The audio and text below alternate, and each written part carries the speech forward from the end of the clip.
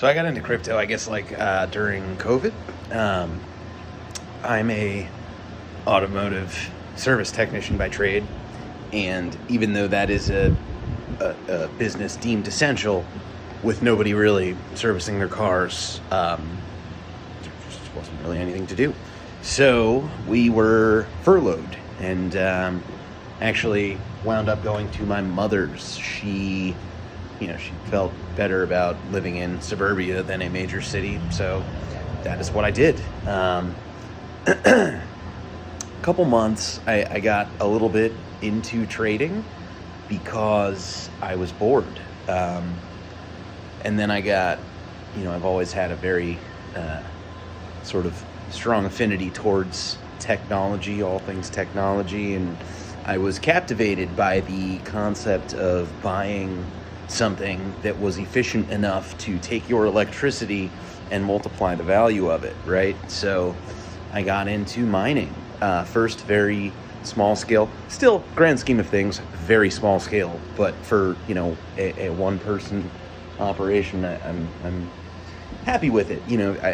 If I could leave my day job and just do it all the time, I'd love to set up like a hosting facility, but that's again, not feasible for me right now. Anyway, so with your home mining, power and heat are an issue. So you have to go small in terms of miners and sound as well. I mean, this is about as loud as this stuff will get. I had it turned down in the summer just because of the heat. As you can see, got quite a few AC units cranking here. Another one in the bedroom. But yeah, so this is the 6 FutureBit Apollos. Very cool little machines. Each one is capable of just under 4 terahashes a second if you want to push them that hard. I don't. These run at closer to 3, so 18.5, 19.5 terahashes a second there. Over here we've got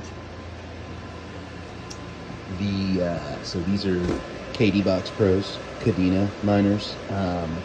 Interesting blockchain. They use something called chain web for scalability, or chain weaving. I don't know what they call it, but it's 20 parallel chains that basically work as like sort of an electronic load distributor, but a transaction distributor, I guess, is sort of my take on it. Pretty cool tech. Interesting that it was started not by tech people, but JP Morgan people. These are LITECOIN ASICs. I've always thought LITECOIN had pretty promising sort of, I guess, application. It's supposed to be the lighter, faster, easier to transact crypto, and it has been around forever. Charlie Lee started that very shortly after Bitcoin. Anyway, these were mining Ethereum. That's obviously not a thing anymore, so they're actually connected to the Ethereum Classic Network, and 2 miners pays you in Bitcoin if you'd like. So those are, again, extremely efficient miners. A little over 300 megahash a second each. That is the YOLO Solo setup. Those are Bitmain BM1397 miners. They're made in the States. They're USB-A, which is convenient, I guess, and low power usage, but you need something that can actually provide the power that they need. So I use these hubs made by the same guy. It goes by SideHack. I had 2 more. They have issues with the regulators. I took them down to resolder them and ultimately deemed the regulators no good. So he's actually come up with a new design. Instead of 3 small regulators, it uses 1 more robust regulator and other sorts of circuit interruptions for safety. These are regular Mini-Doges, not the pros like out there. Again, litecoinpool.org. It's 320% paper share or something like that, because you get paid entirely in Litecoin, but it merge mines. Because, Dogecoin, I don't know. I know a lot of people made a lot of money, and there are people that love it. I am not one of those people.